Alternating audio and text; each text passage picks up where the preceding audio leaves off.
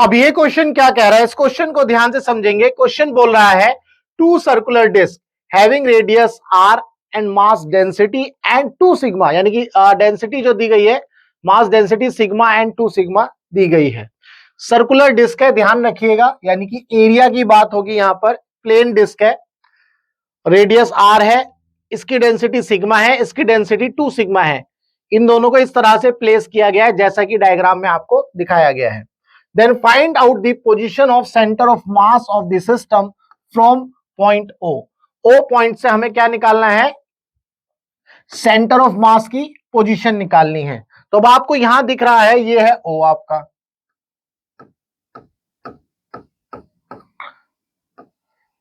ये आपका O point है। यहां से आपको सेंटर ऑफ मास की पोजीशन निकालनी है, यानी कि सेंटर ऑफ मास के कोऑर्डिनेट्स निकालने हैं, मास नहीं निकालना, ये ध्यान रखना है।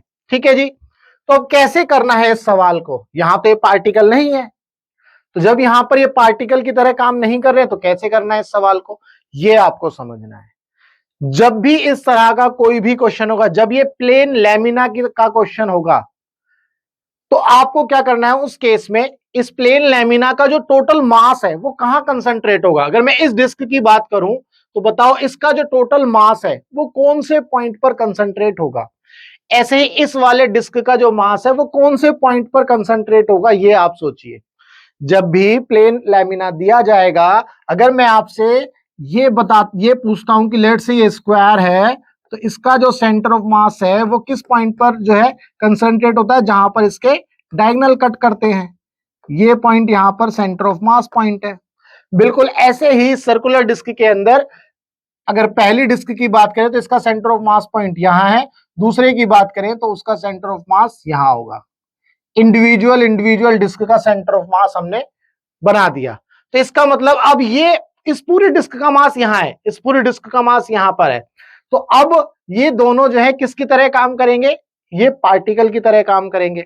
तो जब ये पार्टिकल की तरह काम करेंगे, दो इंडिविजुअल पार्टिकल की तरह, तो आप जो है again m1x1 plus m2x2 plus m3x3 वाला फॉर्मूला लगा लेना। तो यहां से बिल्कुल वैसे ही करना है।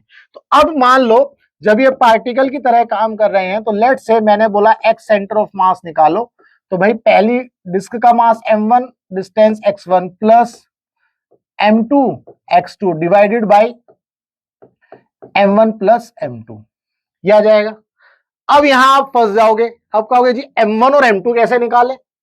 अब m1 और m2 तो हमें पता नहीं है, क्वेश्चन में गिवन नहीं है, बट लेकिन क्वेश्चन में आपको कुछ और गिवन है, सिग्मा और 2 सिग्मा गिवन है। अगर मैं डिस्क 1 की बात करता हूं, यहां पर देखेंगे डिस्क 1 की बात करता हूं, तो सिग्मा गिवन है। सिग्मा क्या होता है जी, मास अपॉन में एरिया, ये याद रखिएगा, मास अपॉन में एरिया। यहां ये मत सोचिएगा डेंसिटी तो मास अपॉन वॉल्यूम होती है।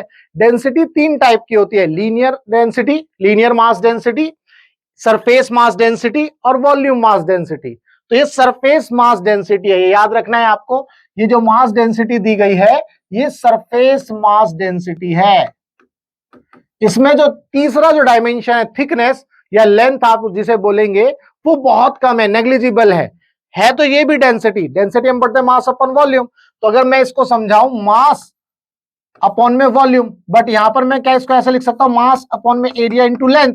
ये जो लेंथ है ना, थिकनेस, इस डिस्क की जो थिकनेस है वो बहुत ही नेग्लिजिबल है। तो एक डायमेंशन एरिया, और जो इस तरह का जो इस डायरेक्शन में डायमेंशन है थिकनेस का, वो बहुत ही नेग्लिजिबल है, उसको नेग्लेक्ट किया तो मास अपॉन में एरिया। तो सिग्मा यहां पर क्या बनेगा, लेट से इसका मास है m1, तो एरिया कितना हो जाएगा इसका, पाई r1 का स्क्वायर। तो यहां से m1 आपको मिल जाएगा सिग्मा इंटू पाई r1, r का स्क्वायर, बेसिकली r1 जो है r है, ये आपको मिल जाएगा। दूसरा केस 2 सिग्मा, भाई डिस्क 2 की बात करें तो वहां पर जो है आपको 2 सिग्मा दिया है, तो क्या मैं ऐसे लिख सकता हूं m2 is equal to 2 sigma into pi r का स्क्वायर। अब आपके पास m1 भी आ गया, m2 भी आ गया, उठा करके इस वैल्यू में रखोगे, यहां पर रखो। m1 कितना आ गया जी, अच्छा एक और चीज, हमें जो है यहां से सेंटर ऑफ मास की पोजीशन निकालनी है। तो अगर मैं इसके पॉइंट्स की बात करूं तो मैं क्या करूंगा, इसको रेफरेंस पॉइंट मान लूंगा या इसको ओरिजिन मान लूंगा। अभी बताया था ओरिजिन मान लेंगे तो ये पॉइंट हो जाएंगे 0 0, ये वाला पॉइंट कितने डिस्टेंस पर है, आर ये है, आर ये है, तो ये कितना पर है, कहां पर है, 2r और 0 पर। उम्मीद करता हूं आपने जो है इंडिविजुअल मासेस के कोऑर्डिनेट्स भी बना लिए। अब क्या करोगे, अब जो है m1 आपको दिया है सिग्मा पाई आर का स्क्वायर, और इसके लिए डिस्टेंस है 0, तो ये वाली टर्म आपको 0 मिल जाएगी, प्लस m2 कितना है 2 सिग्मा इंटू पाई आर का square divided by m1 plus m2, तो 2 सिग्मा पाई आर स्क्वायर और सिग्मा पाई आर स्क्वायर, तो क्या मैं ऐसे लिख सकता हूं 3 सिग्मा पाई आर स्क्वायर। जी बिल्कुल सही, ये लिख सकते हैं। तो यहां पर अच्छा एक और रह गया, ये तो m2 लिखा है हमने, डिस्टेंस कितनी है 2r, यहां से यहां तक 2r, ठीक है जी, ये m2 और ये x2, तो यहां से फॉर्मूला आ गया आपका 2 sigma pi R square into 2r divided by 3 sigma pi R square. तो यहां से क्या क्या कट सकता है उसको देख लो, सिग्मा कैंसिल आउट हो रहा है, पाई आर स्क्वायर से पाई आर स्क्वायर कैंसिल आउट हो रहा है, तो यहां से कितना आ गया 4r divided by 3, 4r divided by 3, x centre of मास आपको मिल गया 4r बाई 3। और अगर y की बात करें तो y सेंटर ऑफ मास इस केस में कितना हो गया 0, क्योंकि ये x एक्सिस पर आपको सेंटर ऑफ मास मिल रहा है। तो उम्मीद करता हूं आपको इस क्वेश्चन के अंदर जो भी डाउट रहा होगा वो डाउट आपका जरूर क्लियर हुआ। अगर इसी केस में अगर आपसे बोलता कि जी सेंटर ऑफ मास इस पोजीशन से निकालो, मतलब इस लाइन से जो मैं लाइन ड्रॉ कर रहा हूं, तो अब क्या करते, जो m1 होता अब ये ओरिजिन की तरह काम करता, ये आपका ओरिजिन बनता, और आपका जो ये वाली डिस्क का मास है m1, ये यहां से यहां कितने डिस्टेंस पर, r डिस्टेंस पर, और जो दूसरा मास है r यानी कि 3r, डबल आर नहीं ट्रिपल आर नहीं है ना, तो यहां पर ये 3r मिलते हैं आपको, तो यानी कि 3r हो जाता, तो इसका मास इसकी डिस्टेंस हो गई r डिस्टेंस, इसके लिए हो गई 3r, तो तब आप जो है इसका फॉर्मूला बिल्कुल ऐसे ही यूज करके उसको सॉल्व करते। तो ये डिपेंड करेगा कि सेंटर ऑफ मास आपसे कहां से पूछा जा रहा है, किस पॉइंट्स का कौन सा पॉइंट आपको रेफरेंस लेना है या ओरिजिन लेना है। तो उम्मीद करता हूं इस क्वेश्चन के अंदर जो भी डाउट आपका रहा होगा वो डाउट आपका क्लियर हुआ।